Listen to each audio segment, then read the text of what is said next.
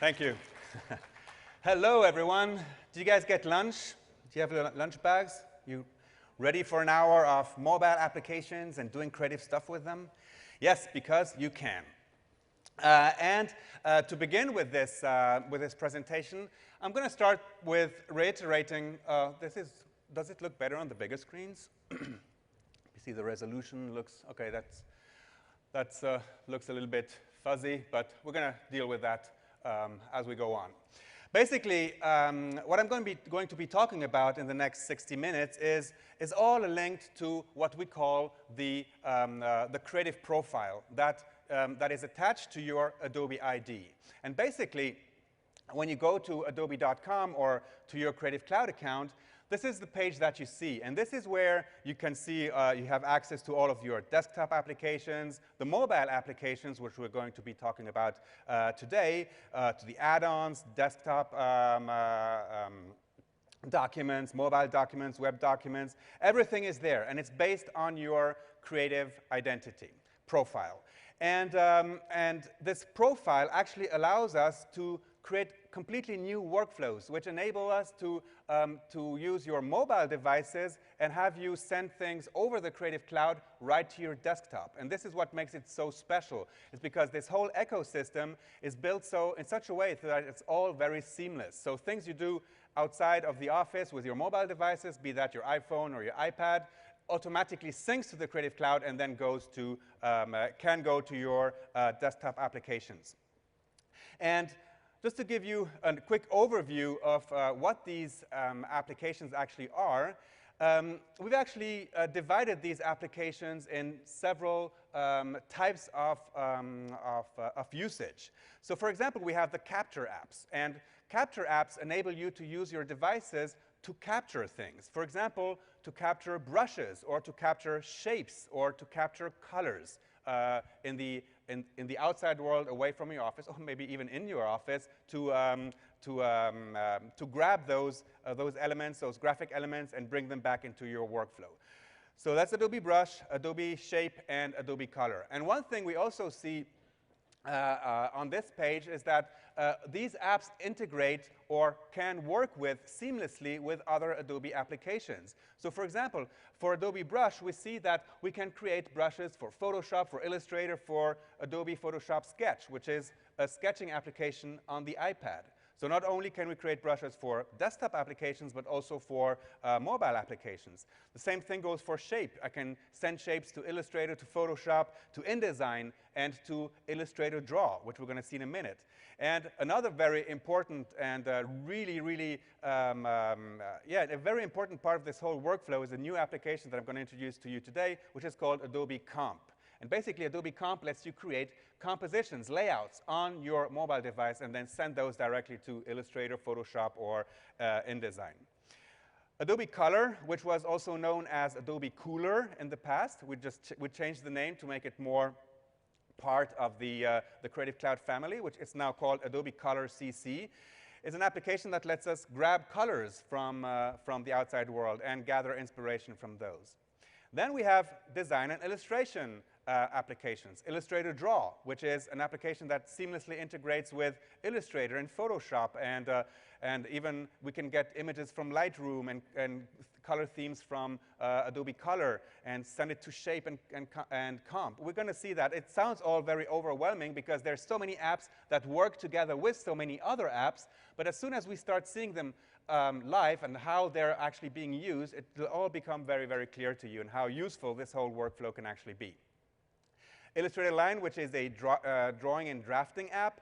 Photoshop Sketch, which is, Illustrator Draw is, of course, a vector design application. So whatever you do in Illustrator Draw it's vectors that you can send to Illustrator or other applications, and they will remain vector, sharp and crisp, and resolution independent.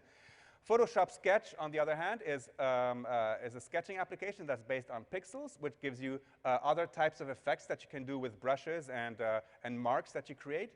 And then, like I mentioned before, Adobe Comp CC, which is really the fundamental part of this whole workflow, which allows you to take all of these elements that you create on your mobile devices and take them into this application and make layouts. And then these layouts you can send directly to Illustrator, Photoshop, and InDesign to continue working on the desktop. Then we have a whole bunch of visual storytelling applications. One is called Adobe Slate. That's pretty recent. It's a way of creating a micro website about an experience, about a story that you want to tell. Adobe Premiere Clip that integrates with Premiere. Adobe Voice, which lets you record your voice and tell stories in like an animated video. And then, of course, and this I'm not going to be talking about today, the photography apps. So Lightroom for mobile, which seamlessly integrates with Lightroom on the desktop and which syncs images you take with your mobile device to your Lightroom on the desktop and syncs folders that you have on your Lightroom on your desktop back to your mobile device. So you can start working and edit and organize and also make the images better on your mobile device. And then all of these things are, of course, synced back to Lightroom. And Photoshop Mix, which is a pretty useful way to work with images and blend them together and create interesting effects that can then be used and leveraged in Photoshop as layered Photoshop files. And then, of course, Creative Cloud is nothing without the community, and Behance is a big part of that whole community aspect that we've created in the Creative Cloud. And of course, Behance is one thing to discover talent, to showcase your work, and creative portfolio. And then one thing that you may not be aware of is that we have a thing called the Creative SDK, which enables software developers to actually use technologies that we created in their apps. Okay, so that's called the Creative SDK. And this enables companies to use our software and to make them Creative Cloud enabled. So an example can be, for example, the Moleskine Creative Cloud enabled notepad. And it has a Moleskine app, which is Creative Cloud enabled. If I take a picture of my sketch on my Moleskine, it automatically goes into my Creative Cloud, and then I can use it in my design work. And then Creativity Anywhere with Creative Cloud for iOS, etc. And one thing that is also very important in this whole workflow are the Creative Cloud libraries. And the Creative Cloud libraries are, in fact, a place in the cloud where you can store files and assets and brushes and colors and font styles and things like that that can then be reused in other applications, be these mobile applications or desktop applications.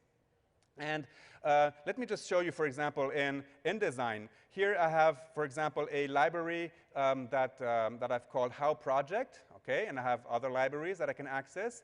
And you can see that some of these libraries have a little icon here that they're actually being shared. Yes, because I can share these libraries with other people in my workflow or other designers that I work with. And so people can actually start populating these libraries for me. And so I can use all of these elements inside of my designs. And today, actually, I have Paul Trani. Paul, do you want to come up quickly here? Paul, is he? He's not. Oh, is he running? Oh, okay, here's Paul. He's my junior designer. No, really, he's my colleague from the evangelism team. And what I'm going to ask Paul to do is to, in the next 30 minutes or so, to go out of the room and go out of the building and start capturing colors and start capturing images with Adobe Shape, and also to populate these Creative Cloud libraries, which we're then going to be using inside of my design workflow. So I can send people around, gather the information for my inspiration, and then have everything sync to my computer and on the desktop, and without me doing anything really here, just Paul working for me. So are you ready, Paul? Are you going out now? Yeah. All right. Good luck. Have fun. And the same thing goes, okay, so for in CC libraries in InDesign can include brushes and graphics. Let me see here. In Photoshop, we have even more things like possibility to have, the brushes and the graphics again.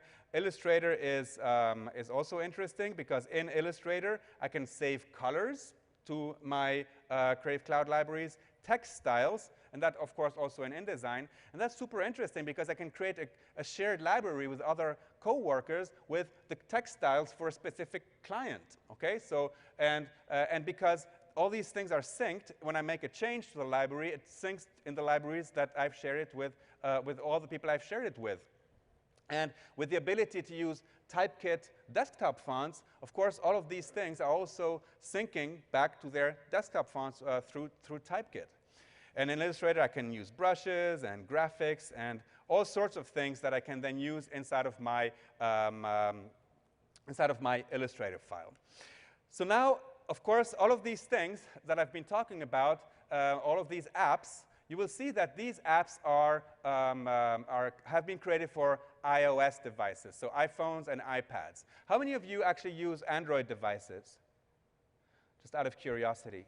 Okay, all right, that's a growing number.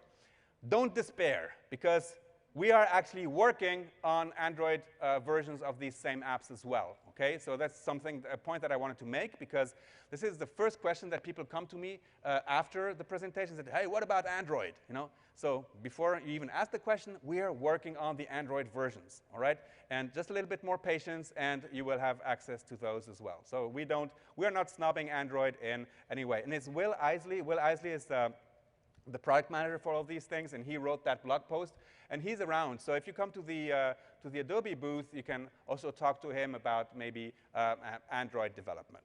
All right, so let's begin about these capture apps. Let's see what we can. Let's start with Adobe Shape CC, and I'm going to use my phone for that.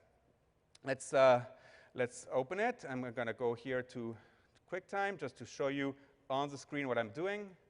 QuickTime. Here we go, and share my screen.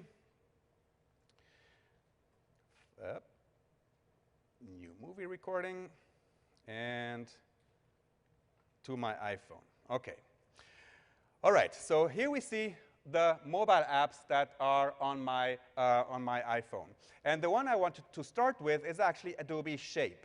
Adobe Shape is an application that lets you grab things and transform these images or objects that you're actually seeing into vector art, which then can be used in other mobile applications or directly on the desktop in Illustrator, for example. So let's create a new, okay, you see, Paul is already populating things. That's why things are moving. He just did his glasses here. But to show you how it works, I'm going to make a new image here.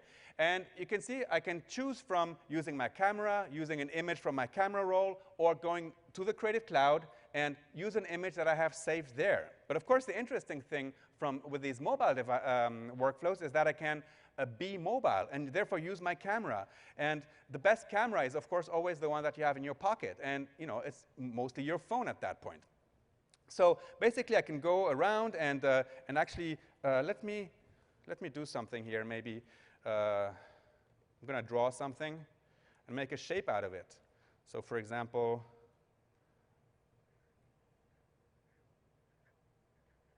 all right. So I have my artwork here, and I can then, with my finger, swipe here to give it the exact the shape that I want, what it is that I want to scan from that image, for example. I can also say I want not the inside of that object, but the outside. So if I press a little button at the bottom right, it actually it vectorizes what's around the object. All right? But in this case, I want this object here, and I'm going to zoom a little bit more and say, OK, this is it. And now I could, now here I have no noise around it, but we're going to do an image with some noise in a second. I'm going to say, OK, this is what I want. And now it's drawing the smooth curves. And I'm going to call it, I'm going to give it a name, how, script, something like that, and save it.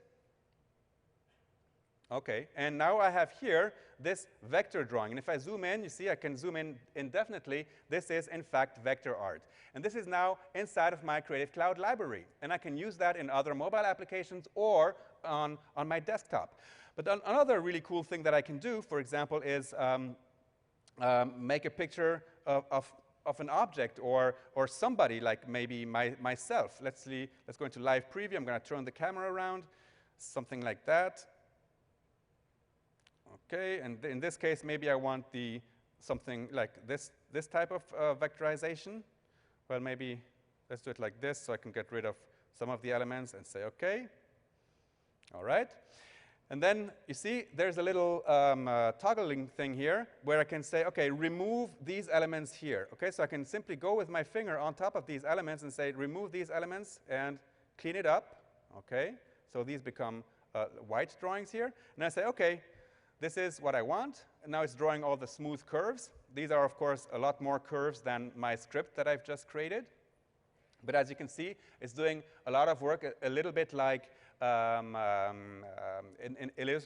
Illustrator, the tracing features.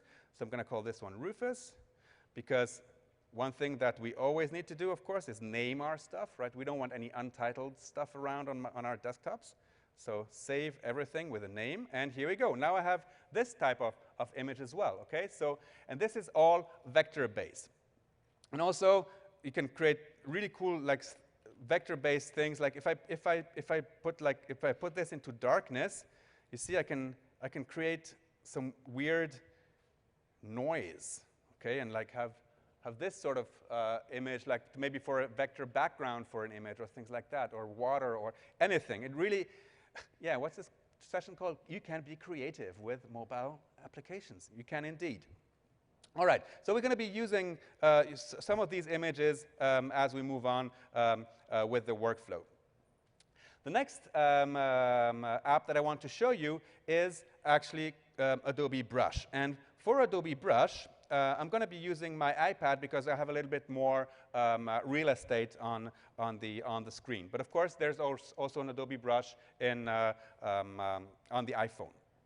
So let's change our device here and go to my iPad. And the cool thing about Adobe Brush is that it lets me create brushes for all types of applications. That can be Photoshop, that can be Illustrator, that can be Adobe Photoshop Sketch. And again, inside of my How project now, I have no brushes. Okay, let me just close this window here and go back here. And basically, what we're going to do, we're going to create a couple of new brushes and put those inside of the project. And again, I'm going to be, oh, Paul has just created brush number 10. Let's use the camera again. And now, for example, I've got some supplies yesterday from the art store next door. And here I have some chalk, which I'm going to be using to draw just maybe, let me see if I can film it, otherwise something like that. And I'm going to be making a sign like that, okay? And then, using my camera, where's my camera? Here we go. I can then photograph that and say, okay, that's the image I want. And now go into the brush mode, and I have a little preview up there that I can use to see how this brush will actually behave. So I can create brushes for three applications. One is Adobe Photoshop Sketch, which is a mobile application. I can send it over to Photoshop if I want to, or create a brush for Illustrator, which would be a vectorized brush, of course. But let's create one for Sketch, for example. So I can say my brush is a ribbon or a scatter brush. So in this case, it's a ribbon brush. So let's say OK to this. I can also choose the color if I want black and white or RGB. Let's leave it black and white for a second, and then also decide how it repeats. But the really cool thing is that I can now crop the image. And if I place this brush like right here in the middle and crop it a little, you see that we start having this repetition of the brush. And a little bit like in the brush creation in Illustrator, I can now go in here and really make sure that this brush is actually straight, something like that. And I can say, I want my brush to have this piece on the left and this piece on the right, always there while I draw it, and anything in the middle repeats, okay?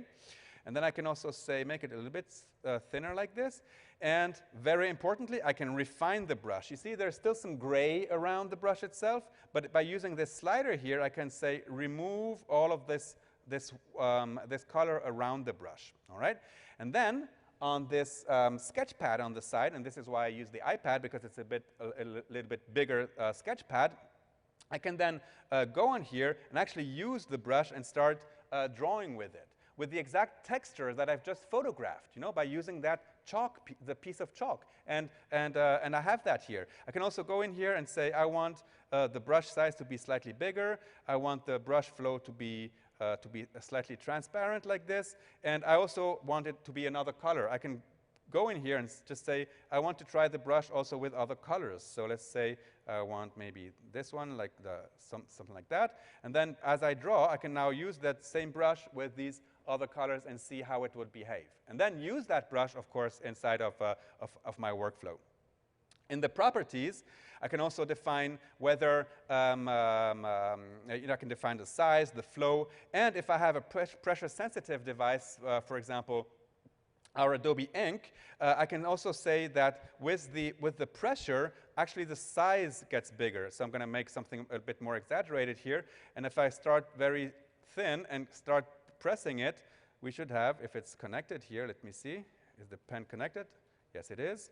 Let me see if I can make that work. Yeah, see, as I paint now with it, I can also change the pressure and the flow and the velocity of the brush, and also apply some texture. And applying texture, I'm going to put it back into black and into the black brush here. Oh, let me just put the flow back into 100%, and so that we really see how we can add noise to the brush. See, I can add noise, so I get all these little points inside of the brush, which makes it a little bit more natural, or a bit more organic, let's say. I can also use anti-alias, and I can also say I want the brush to taper. And tapering means that on the sides of the brush, I have this, the brush coming. Oh, let me just, something is weird here. It's not working on that brush. Let me see if I can do that maybe for Photoshop. Let me go create a Photoshop brush, okay, and again here I'm going to change directional angle. Okay, no, something's not working in my idea here. But anyway, oh, I didn't save it. Geez. I went back to Paul's brush. Anyway, you get the idea. And also another thing that I may want to do, and let me just create a new brush, a scatter brush, and it's still using the camera, and I'm going to take some ink. Let me just make some big mess here. Let me just, here, for example, and make one drop. Come on. There we go. Okay, so I've created this. And again, I can go in here and say, OK, this is the brush I want. So I'm going to say OK to this. And I'm going to go to cropping it. See, I can really decide how I want this brush to be cropped. I can also make this slightly smaller. I can go to the style, and I'm going to make it for sketch again. I'm going to make it the type a scatter brush, like this. And refining it, I'm going to remove the gray areas around it, so it's a really clean brush. And at that point, when I paint again with my finger, I can really put these spatters on my sketch, on my drawing, on my artwork, and be that on my mobile device, or of course in my application and on my desktop computer. All right, so this is Adobe Brush.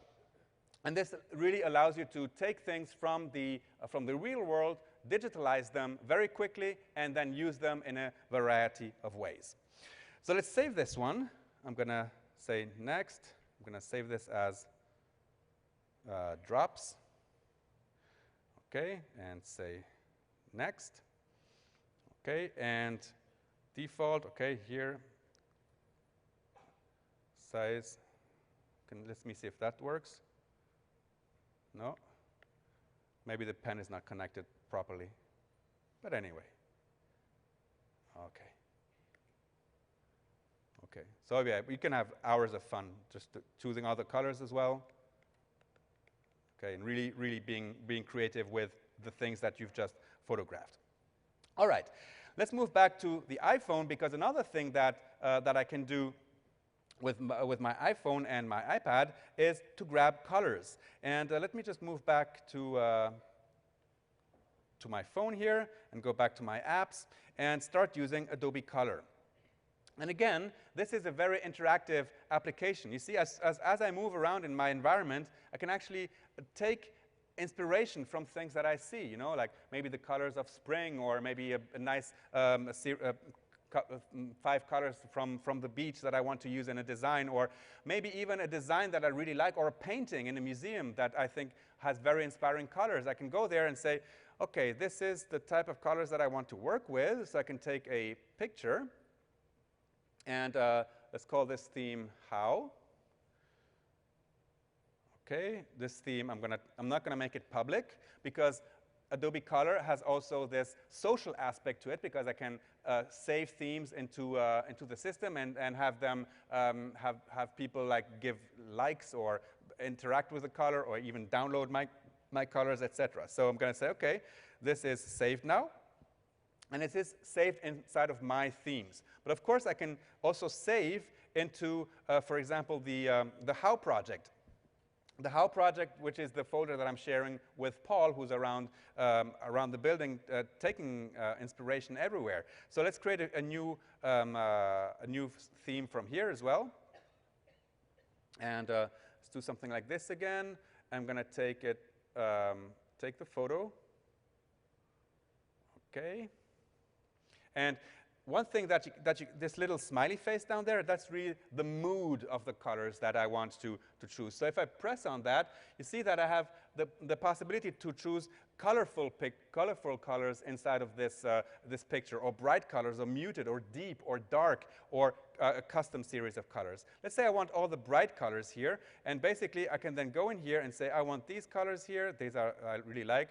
I like that color here as well, and maybe I'm going to move that over here, make it a little bit lighter, and create my set of 5 colors that I can then use as a color theme inside of my Creative Cloud applications on the desktop, but also in, on my mobile device. And then we're going to be using those too. So I'm going to save this one too, and I'm going to call it How To. How To. Okay, because we're going to find it again. I can share it if I want. I can share it to an email address, to Facebook, to Twitter, there to add this social aspect to my color find. And let's just say done here and save it. Okay, so now in the How project, I have this new color theme that I've just created from a photograph that I have here. But of course, the same colors I can also get from pictures that I already have. I can import colors, for example here, from the camera roll or the Creative Cloud directly.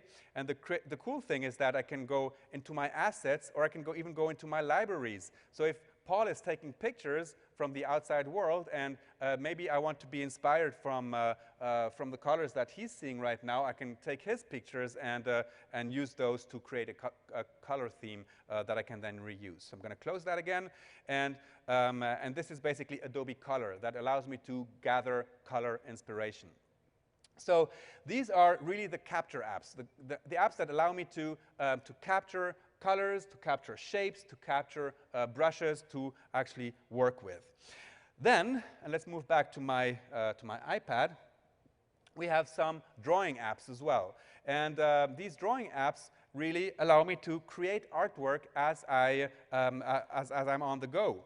And here the iPad really makes sense, because it's a light object. It's something that I can carry easily with me, and that thanks to the Creative Cloud now, I can really do things that were previously impossible. Thanks to this whole creative identity, this creative profile that you have, and that enables you to have all of your elements with you all of the time. So Adobe Draw, for example, let's create a new drawing. And as you can tell from the icon there, this is of course a vector application. Everything I draw in Adobe Draw is vectors. So let's create a new project. You see that projects have 5 drawings. So it's basically like a little sketch pad. And I can say, okay, let's start on this here. And I maybe want to, let me just grab a picture. I'm going to go into my How project and see if I can grab a picture there. Change library. Okay, let me see. 6 shapes, my library. Okay, let's take my picture here. Get that here, and with my fingers I can now place that picture exactly where I want to. All right, I can make it maybe something as big as this, and then depending on the color that's here, let's take black for a second. Oops, no, let me just cancel. Let me just take a black color. If I double tap on that picture now, this is something that I've just created, right? So I have to double tap, poof, and this is now a vector drawing. And I can continue to work on that vector drawing or use that vector drawing on the layers that the app allows me to work with. So let's create another layer, and I'm going to create a layer like this, a draw layer, and simply by moving it up and down, I can now draw on a layer under that image that I've created with Adobe Shape. All right?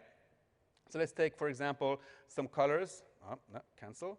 Some colors here from this color theme, and I can say, okay, let's take this color here and start painting in. Maybe make the brush size slightly bigger. It's like painting in, you know, maybe these clothes that I have here, and therefore really start painting in that drawing. I'm going to save that, close it. Okay, so this is now also saved inside of my Creative Cloud libraries, and we're going to be reutilizing that very soon inside of the other application I was talking about, Adobe Comp. All right, so Adobe Illustrator, Adobe Illustrator Draw is really the application that you want to paint vectors with your mobile device. All right, so let me just get rid of this image here. Just take this away, okay. And basically you have brushes, and you have really the ability to draw very organically, but remember, this is still vectors. All right, so let's close this. See, this image is now saved here, and on the second page I have this little doodle here, and I can go on. So let's close this app for a second and go over to Adobe Photoshop Sketch. And Adobe Photoshop Sketch is, like I said, pixel-based. All right? So basically, I can use brushes, I can use assets from my libraries to actually create artwork. And this is something that a little project that I've been working on. Let me open it. Something happened here. Let me just restart that. And Adobe Sketch. All right. Okay, and open that. And basically, again, this is a drawing program, a little bit like the Illustrator Draw that I showed you before, but it's pixel-based, all right? So basically, I can use a whole bunch of brushes, and I can also choose the type of brush from the brushes that are inside of the app, like acrylic brushes, pastel brushes, smudges, or the brushes in my library. So brushes that I've created. And again, I've created a little brush with the spray painter here. So I can use that, for example, and let me make that drawing a little bit smaller. And maybe by using the ruler, I can now even spray paint using that brush that I've created with the spray painter, and start using the spray painter himself to actually spray paint. Okay, so really, you can create a brush with anything that you see, with assets that you created in Illustrator that you've shared with your Creative Cloud libraries. But also, if I go here and want to maybe get another picture, one thing that I can do, no, let me just, okay. I can add pictures from my iPad. I can add pictures from taking a photo, and that's the beauty of mobile devices, right?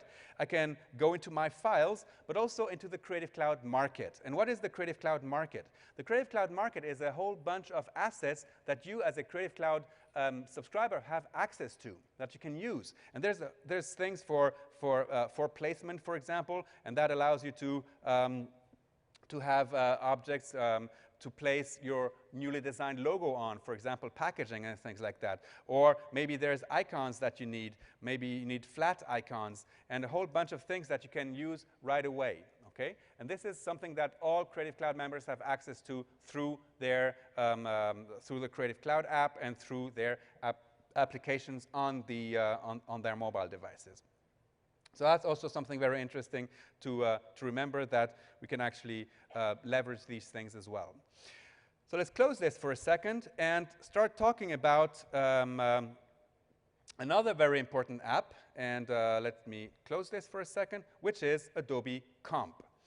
And Adobe Comp basically is the app that allows me to create layouts for a variety of applications. For example, I can create layouts for mobile devices. I can create layouts for print or even web pages.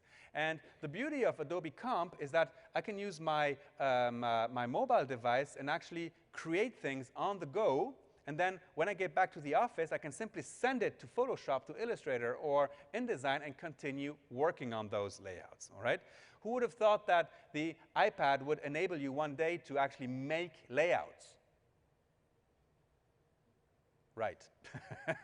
So this is something that I'm really, really happy to see, is the ability to actually create layouts from scratch on the iPad. Let me show you how that works. Let's create a new layout simply by pressing the plus sign here.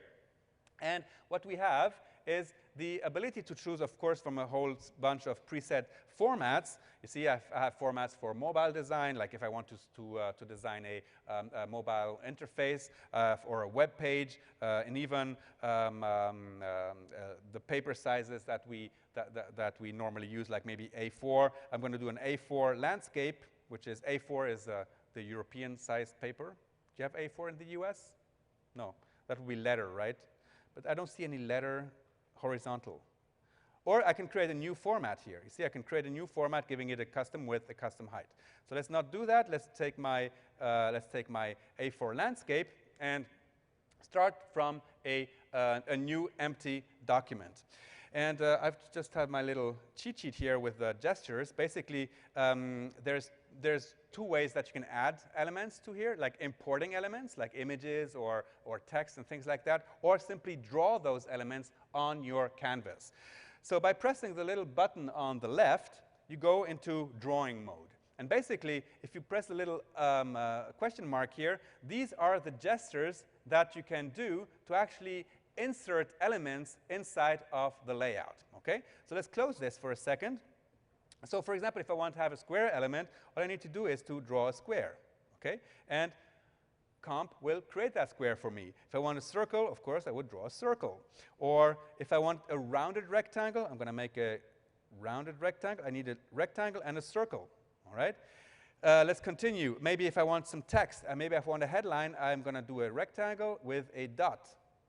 And that's going to create a headline for me. Or if I want multi-line text like this, multi-line with a dot, and this creates a placeholder. Or if I want a whole paragraph of text, all I need to do is say, this is my paragraph, and I want some lines of text in it. So that's another way of actually adding all of those elements. And then once I get out of my drawing mode, I have access to those elements, of course, and I can zoom in and say, okay, maybe the rounded rectangle, I want a little bit more rounded, okay? And maybe the text here, I want to change the font. And this is where it gets super interesting. It's because it's not the typical fonts you have on your iPad that you can use here, you know? You can use all of the Typekit desktop fonts on your iPad. So I can say, okay, now I want some special font for this. Let's see. Let's go let's add a font. Let's go to Typekit and actually find a font that I want to use. And let's see let's show me the featured. Let's filter the fonts for a second. And filter them. I need something maybe maybe a slab serif. And I want the weight to be pretty thick, okay, and okay, something like that. Let's see what Typekit offers here, and let's say I want to start working with Medtronic slab narrow, okay. So I say okay, and I'm going to sync the font, select fonts, and I'm going to say I want the bold version, okay, and sync the selected fonts. It's synced already. Wow, the cloud is super fast in this conference. So let's go back here and close that. And now I should have it here. How was it called? Sorry? Medtronic. Oh, there, it's already here. Incredible. Zack. All right. And then, of course, I can apply that font to my text. I can decide the size of the type that I want here and start creating my layout. All right. So let's create a new layout, maybe with a bit more complexity. Let's close this, okay? And maybe, again, an A4 landscape. And let's say that I want to put an image in. So I'm going to go here and say, let's take an image. I can use the placeholders, but because I can put placeholders using the gestures or the placeholders that I have here. But one thing that's really interesting, I can go to my files, and basically I can use the images that I've created with Illustrator Draw, with Illustrator Line, even the Lightroom photos that I have on my that I have synced on my mobile device, I can use. So if I go to my Lightroom photos here, and I go here to the photos that are synced to my iPad, I can take this image, for example, and it'll create a preview for me. Okay, it was faster at syncing the font than showing me a picture. Let's see if it doesn't do it in the next. Oh, here we go. Okay, I'm going to say open file.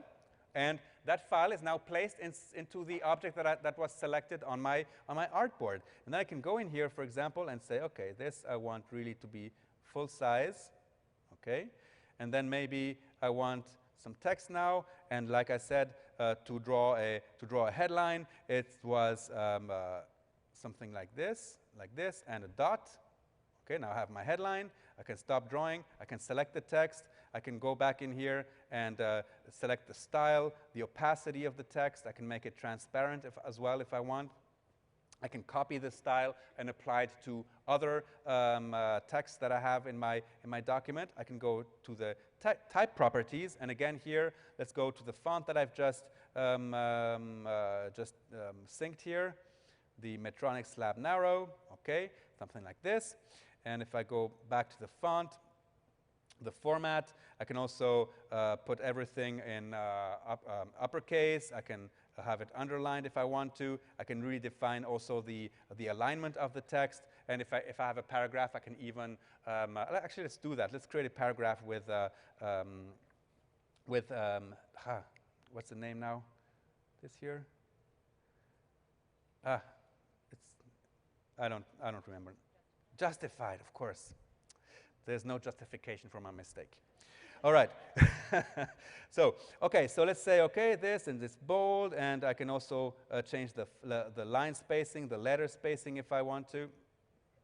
So I can be very, very precise. And let me just make that something like this. And of course, I can go in here and choose the color for my text. Let's make that white maybe, something like this. And then I said, maybe I want a paragraph. So I'm going to go into drawing mode, and let's say that I want a paragraph here. Okay, something like that. And stop drawing mode and select this. And then maybe I'm going to say this needs to be justified. Let me just make sure that the text is a little bit smaller like this.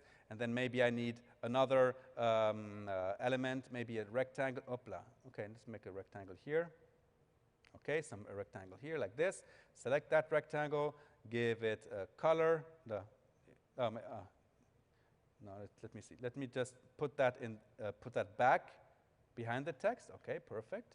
All right, so I can really start creating layouts like this and putting all of my elements inside of the page. So images from my mobile device, images from my Creative Cloud account, images from my Lightroom library, start putting text in it, etc.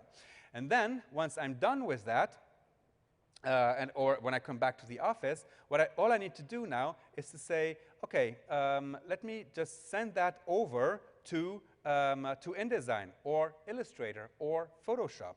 But what I'm interested here is really to continue working with that in InDesign. So let's say send that to InDesign.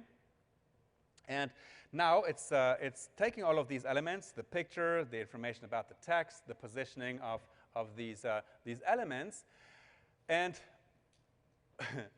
magically sending them into the cloud, and then sending them through my Creative Cloud libraries to my InDesign, and it's going to wake up InDesign as soon as it's done here. Maybe it's a heavy picture. Let's see how it works. Otherwise, we're going to just use another document, because now it's a big Lightroom picture. That could be my fault again. Let's see. Let's just give it another 5 seconds and see what happens. Let me see. Can I continue to work here? Okay, so I can also let's talk a little bit about the settings. I can change the size of my document at any time. I can change the format from A4 landscape to other types of documents if I need to. I'm going to cancel out of that. I can also turn on the smart guides and the canvas tooltips. So smart guides are when you move elements around that you see the guides that actually tell you if things are aligned. Now, the syncing should be done. And if I go over to my InDesign, we will soon see that through the Creative Cloud, the document will open. But we're not going to wait for that because we're going to let that happen in the background, because these tooltips are really, really cool when you work on documents, on complex layouts. So one thing that you can always do is with two-finger swipe, you can remove the last action you did, okay? So it's like Command Z with two-finger swipe, or if you have the three-finger swipe, you can go the whole history of the document until you have the blank document again. Okay, so you can always go back to where you were, and you can also go forward, right? So if I have my three fingers here, I can also say, okay, let's go back to what I had here. All right, so very, very useful. The smart guides that I wanted to show you, I'm going to go into drawing mode very quickly. I'm going to do a couple of, pardon? There we go. Thank you. Okay, so, okay, it opened and you can't see my iPad screen anymore. Anyway, here you go. That's the same exact document. It also has synced the font because I synced the font to my iPad. I never synced that font to my desktop computer, but InDesign understood Rufus wants to use that font, so therefore I'm going to sync it, right? And here it is with the right font, with the right elements, with the images, etc. And I can continue working on my desktop. That's the whole idea behind it. If I go back here and select this, object, for example, and I'm going to duplicate it, you see that these smart guides actually tell me very quickly if things are aligned. So I'm going to duplicate that again. I'm going to put that here, and maybe have another one, and very, very precisely align these elements, okay? And I can always go back in here and maybe add a border to these to one of those elements. I can also say that the border is a bit thicker like this. I want the stroke to be like this, okay? And maybe I want a chamfered object, okay? And say style, and then maybe pull that. Oh, that's the rounded one, but anyway, you get the idea. I can also apply various graphic styles to the objects that I'm creating. All right. Now, if I go back to InDesign, like I said, we have this the whole layout that's come over to InDesign. I can continue working with it. I can work with the text. I can work with the headline here and really prepare it for print. Okay, but this is a workflow that started entirely on my mobile device, and that's the whole thing. And if I go here inside of my my library here, we see that Paul has been pretty busy doing things. Like, he's getting hungry, he says. Okay, he scanned some flowers, how colors from Paul, and he's started to populate this Creative Cloud library that I've shared with him. And that is so cool that I can have more people working on the same library, adding elements, adding graphics, adding colors, adding text styles, adding brushes that we can use for a common project. Okay? This is the whole idea about around these Creative Cloud libraries. And as you've seen, in this whole workflow is that this is something that we promised with the Creative Cloud when we launched it, when was it, 2 years ago, right? When we first started with Creative Cloud, we said this is where we want to go, and this is exactly what is happening right now. This creative identity, this creative profile that you have, that really helps you have all of your graphic elements, all of your design elements in a single place, and have the ability to use those on mobile devices, on your desktop computers, on whether it's in Photoshop, Illustrator, or InDesign, etc. Paul, are you there? Did he come back? Is he still doing stuff? No, I can't see him. All right. Anyway, but you've seen that Paul has created text styles, layer styles as well, brushes, graphics that I can now use, and things like that. So, for example, if I want to use the sunglasses here, all I need to do is to take that element and drop it onto my canvas here. Let me make that slightly smaller, and place those sunglasses right here into the water, something like that. Okay, so It's a really a new way of working together. So I really hope that, that you understood how you can, in fact, do creative work with your mobile devices. And right now, it is, of course, on your iPhone and your iPad, but like I said at the beginning of the presentation, we are actively working on Android versions of the same applications. So we don't want to leave anybody out of that really cool new workflow that we've prepared for you. Do you like that? Are you going to use that? Yeah? Are you going to download those apps? How many of you have never downloaded those apps? Or didn't even know they existed? Yeah, right. Okay, now you know. Okay, you didn't know? Oh, really? Wow, okay, I'm honored. Good, very good, very good. All right, so please have fun with these apps and be creative and be, but more, you know, I hate the word fun, but the thing is, they are fun, but they're also super useful, okay? And I think super useful and a workflow that makes sense has really emerged from these apps. Thank you so much, and talk to you soon.